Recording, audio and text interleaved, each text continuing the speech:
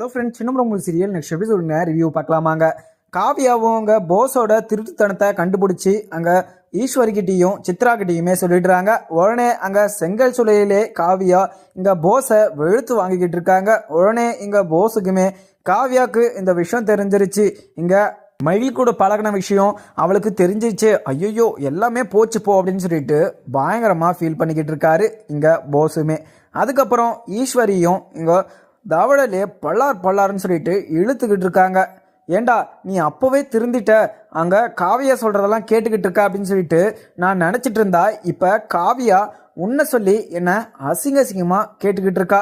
இதெல்லாம் பார்த்தா எனக்கு ரொம்பவே அசிங்கமாக இருக்குடா. உன்னை நினச்சா எனக்கு என்ன பண்ணுறதுன்னு சொல்லிட்டு எனக்கு தெரியல அப்படின்னு சொல்லிட்டு இங்கே ஈஸ்வரியும் பயங்கரமாக திட்டிக்கிட்டு இருக்காங்க இங்கே போஸையும்.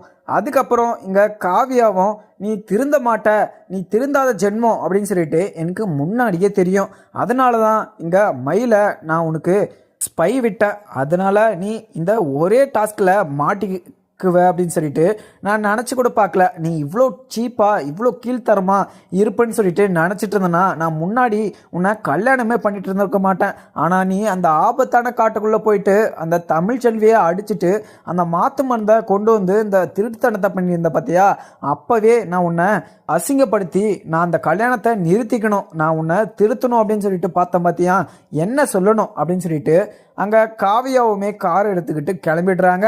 அதுக்கப்புறம் என்ன இங்கே ஈஸ்வரியும் சித்ராவும் நின்றுக்கிட்டு இங்கே போஸை கேள்வி மேலே கேள்வி கேட்டு போஸை திட்டிக்கிட்டு இருக்காங்க. உடனே எங்கள் சித்ராவும் போஸு என்னடா இது மாதிரி பண்ணி வச்சிருக்க, நீ நல்லா இருக்கணும், நீ வசதியாக இருக்கணும் அப்படின்னு சொல்லிட்டு தானே அம்மா உன்னை திருந்தி கொஞ்ச நாளைக்கு வாழ சொல்லிச்சு.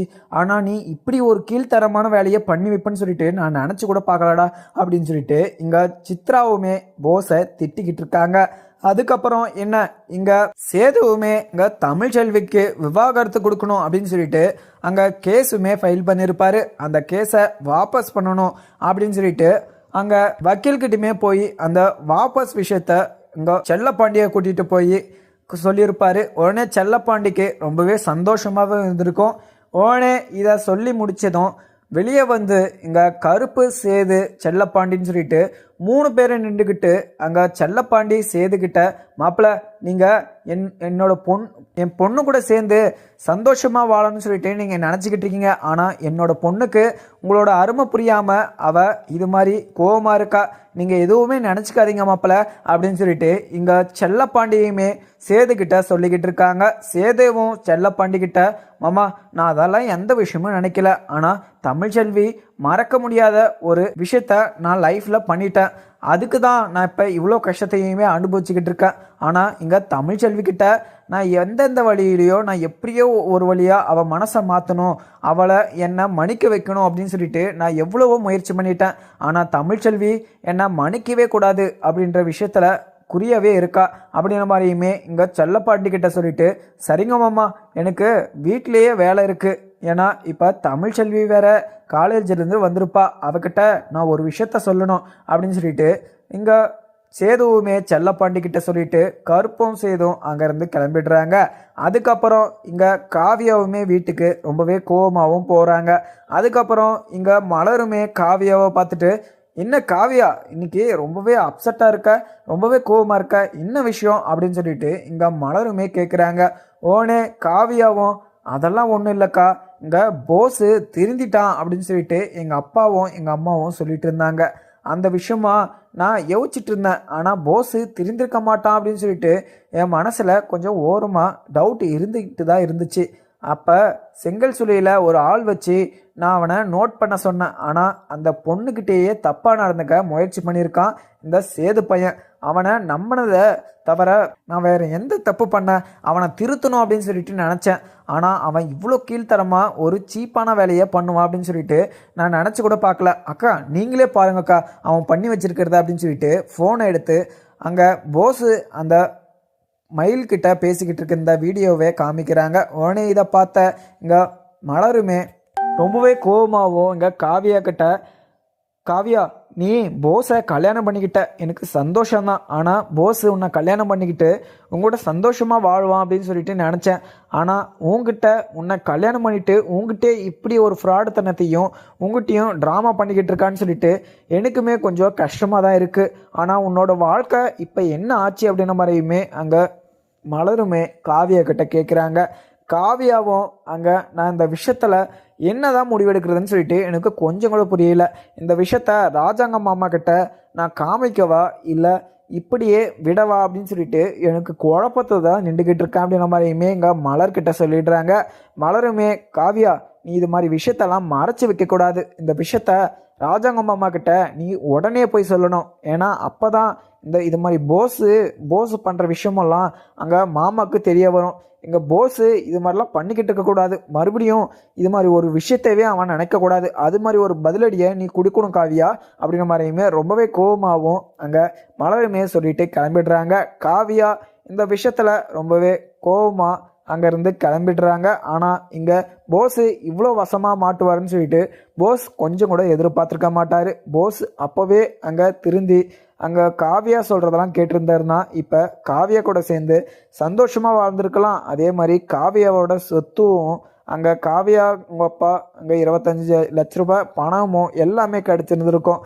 ஆனால் இது மாதிரி ஒரு வேலைத்தனத்தை பண்ணிவிட்டு காவியாவுக்கு துரோகம் பண்ணிவிட்டு இங்கே ஈஸ்வரியும் நினச்ச ஆசையெல்லாம் குழி தோண்டி புதைச்சிட்டாரு இங்கே போஸுமே. அதுக்கப்புறம் போஸை நல்லா திட்டிட்டு அங்கேருந்து கிளம்பிடுறாங்க இங்கே ஈஸ்வரியும் சித்ராவும். உடனே போஸுக்கு ரொம்பவே அசிங்கமாகவும் போயிடுச்சு.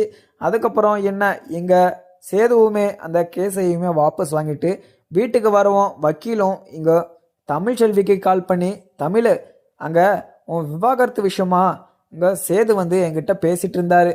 அவர் கொடுத்த கேஸை வாபஸ் வாங்கிட்டாரு. டிவோர்ஸ் அவருக்கு வேணாவாம். டிவோர்ஸில் அவருக்கு துளி கூட விருப்பமே கிடையாதான். உன்னோட சேர்ந்து வாழணும் அப்படின்ற மாதிரி எங்கிட்ட சொல்லிட்டு போயிருக்காரு. அதுவும் இல்லாமல் அதை வாபஸுமே வாங்கியிருக்காரு அப்படின்ற மாதிரியுமே எங்கள் வக்கீல் தமிழ்ச்செல்விக்கிட்ட சொல்லிடுறாங்க. தமிழுக்கு கொஞ்சம் அதிர்ச்சியாகவே இருக்குது.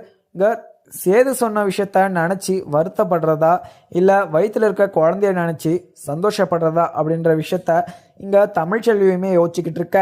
உடனே நம்ம பேசாமல் சேதுவை மன்னிச்சு நம்ம லைஃப்பில் சேர்த்துக்கலாமா அப்படின்ற மாதிரியுமே ஒரு மைண்ட் செட்டுக்கு வந்துட்டாங்க தமிழ்ச்செல்வி.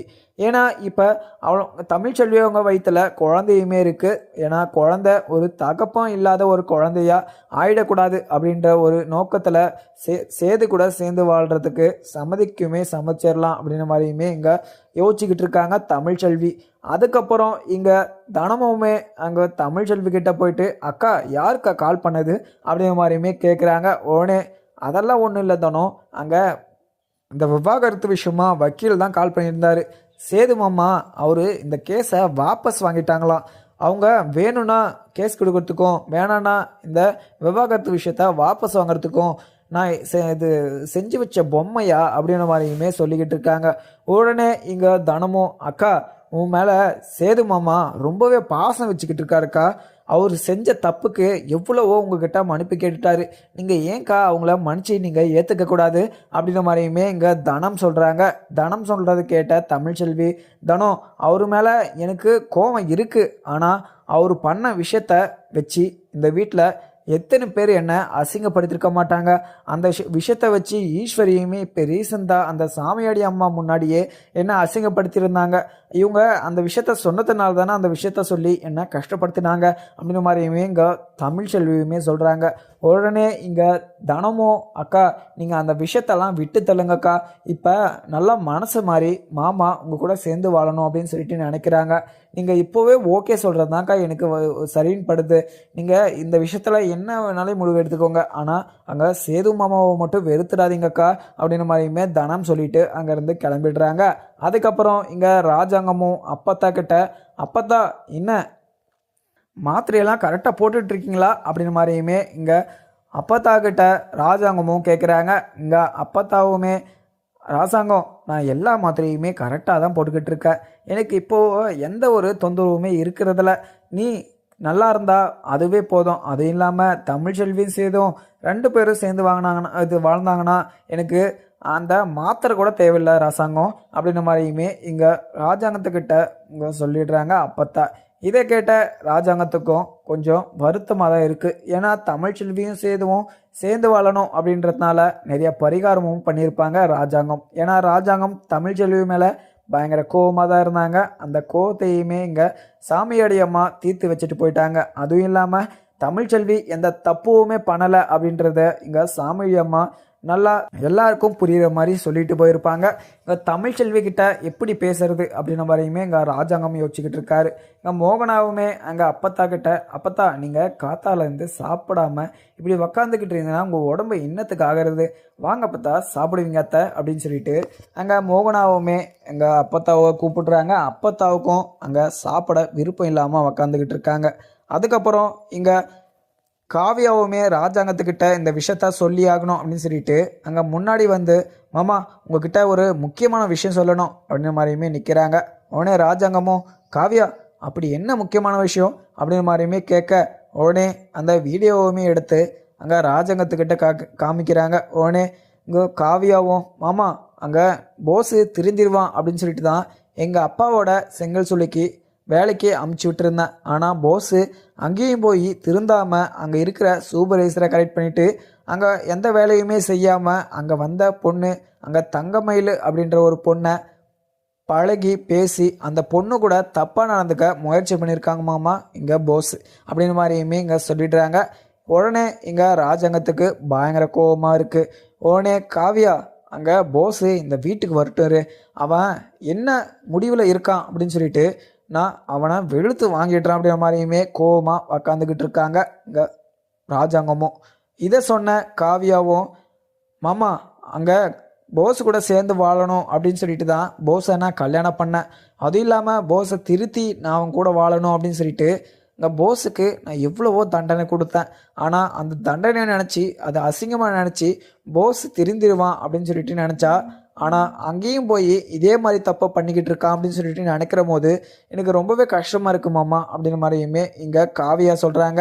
உடனே இங்கே காவியா கிட்ட ராஜாங்கமும், காவியா நீ எதுக்குமே கவலைப்படாத, போஸு இதுக்கு மேலே இது மாதிரி தப்பு பண்ணானா அவன் இந்த வீட்லேயே இருக்கக்கூடாது, அதே மாதிரி இருக்கவும் முடியாது, அவனை என்ன பண்ணணுமோ நான் பார்த்துக்கிறேன் காவியா, நீ இந்த விஷயத்தை பற்றி நினைக்காத, நீ பேசாமல் போ அப்படின்ற மாதிரியுமே இங்கே ராஜாங்கம் சொல்லி அனுப்பிச்சிட்டுறாங்க. இதை கேட்ட இங்கே அப்பத்தாக்குமே பயங்கர கோபமாக இங்கே வருத்தமாகவும் உக்காந்துக்கிட்டு இருக்காரு. இந்த வீட்டுக்கு ஒவ்வொரு பிரச்சனையாக வந்துக்கிட்டே இருக்குது அப்படின்ற மாதிரியுமே இங்கே அப்பத்தாவுமே உக்காந்துக்கிட்டு இருக்க. அதுக்கப்புறம் இங்கே ஈஸ்வரி சித்ரான்னு சொல்லிட்டு ரொம்பவே கோபமாகவும் அங்கே செங்கல் சொல்லியிருந்து வீட்டுக்குமே வந்துடுறாங்க. அதுக்கப்புறம் சாபுத்திரியும் தாமரையும் போஸ் பண்ண விஷயத்த நினச்சி ரொம்பவே சந்தோஷமாகவும் நின்றுக்கிட்டு இருக்காங்க. ஏன்னா இங்கே ஈஸ்வரி அந்த குடும்பத்திலேருந்து காவியாவை கல்யாணம் பண்ணால் நிறைய சொத்து கிடைக்கும், காரு கிடைக்கும், பணம் கிடைக்கும்னு சொல்லிட்டு ரொம்பவே துள்ளிக்கிட்டு இருந்தாங்க. இப்போ எதுவுமே கிடைக்காத மாதிரி போஸு இவ்வளோ பெரிய விஷயத்த பண்ணி வச்சுருக்கான் அப்படின்னு சொல்லிட்டு நினச்சி ரொம்பவே சந்தோஷமாகவும் சிரிச்சுக்கிட்டு இருக்காங்க. உடனே இங்கே தாமரையும், அம்மா அங்கே போஸு ரொம்பவே கெட்டவம்மா, இந்த வீட்டிலே இருந்துக்கிட்டு என்கிட்டயே தப்பாக நடந்துக்க முயற்சி பண்ணாமா, அவனை சும்மாவே விடக்கூடாது அப்படின்னு சொல்லிட்டு இங்கே ராஜாங்கத்துக்கிட்ட அங்கே சாபுத்திரியும், அண்ணா இங்கே போஸை நீங்கள் சும்மாவே விடாதீங்க, காவியாவை கல்யாணம் பண்ணிட்டு அவனுக்கு எவ்வளோ தைரியம் இருந்தால் இன்னொரு பொண்ணுக்கிட்ட பேசிக்கிட்டு இது மாதிரி பழகிட்டு இருப்பான், அவனை இந்த வீட்லேயே வைக்காதீங்கண்ணே, அவனை துரத்தி இந்த வீட்டை விட்டு துரத்தி அமைச்சு விடுங்க, அப்போ தான் அவனுக்கு புத்தி வரும் அப்படின்னு சொல்லிட்டு இங்கே சாபோத்திரியும் சொல்கிறாங்க.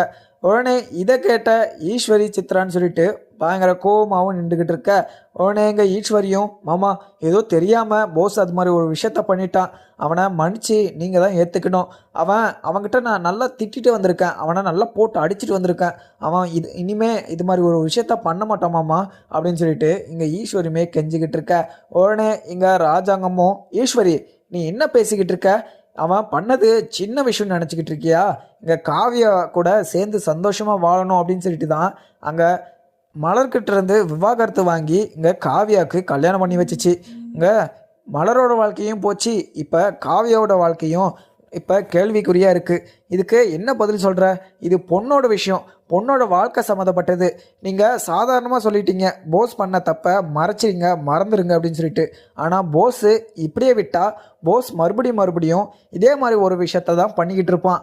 அவன் வீட்டுக்கு வரட்டும் அப்படின்ற மாதிரி தான் உக்காந்துக்கிட்டு இருக்காங்க ராஜாங்கமும். உடனே இதை கேட்ட சாபுத்திரிக்கு தாமரைக்கு ரொம்பவே சந்தோஷமாக இருக்குது. இங்கே ஈஸ்வரிக்கும் சித்ராக்கும் கஷ்டமாக இருக்குது. இங்கே ராஜாங்கத்தை எப்படி சமாளிக்கிறதுன்னு சொல்லிட்டு தெரியாமல் முழிச்சிக்கிட்டு நின்றுக்கிட்டு இருக்காங்க இங்கே ஈஸ்வரியும் சித்ராவும். இங்கே போஸு இப்படி ஒரு காரியத்தை பண்ணி வைப்பான் அப்படின்னு சொல்லிட்டு இங்கே ஈஸ்வரியும் இங்கே சித்ராவும் எதிர்பார்த்துருக்க மாட்டாங்க. அதுவும் இல்லாமல் இங்கே காவியா தான் அந்த ஸ்பை அங்கே அந்த ஆளை அமுச்சு விட்டாங்க அப்படின்ற விஷயம் இங்கே போஸுக்கு தெரியாமல் அந்த பொண்ணுக்கிட்டையுமே பழகி அந்த பொண்ணுக்கிட்ட பழகி நம்பர் வாங்கி அந்த விஷயத்தெல்லாம் மாட்டிட்டு இருப்பார். அந்த விஷயம் நினச்சி அங்கே வீட்டுக்குமே வராமல் செங்கல் சூழலே உக்காந்து வருத்தப்பட்டுக்கிட்டு இருக்காரு. அதுக்கப்புறம் என்ன பார்க்கலாமாங்க. வீடியோ பிடிச்சிருந்தா லைக் பண்ணுங்கள். Thank you friend.